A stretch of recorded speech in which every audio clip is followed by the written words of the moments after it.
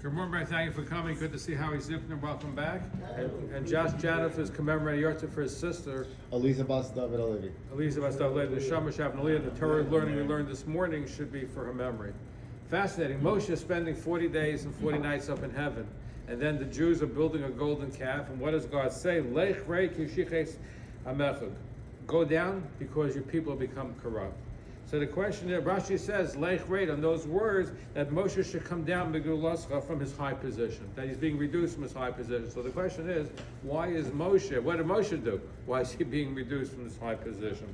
So there's a very cute answer that I saw a little later on in the parsha. It says, you shouldn't bow down to another god. The word achad, the resh is very big. You ever notice the resh is very big? Why is that? So people shouldn't confuse it, because the resh and dalet are very similar letters.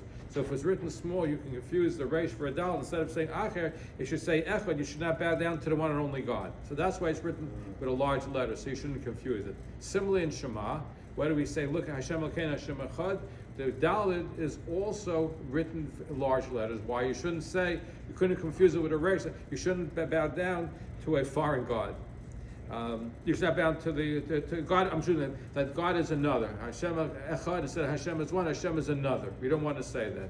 That's why it's written loud. So letters resh and dalet, lech rei, and dalet are the ones that are going down in stature, because now the whole reason why God changed the letters is so shouldn't commit idolatry. The Jews have committed idolatry with the golden calf, so therefore they've been diminished in that.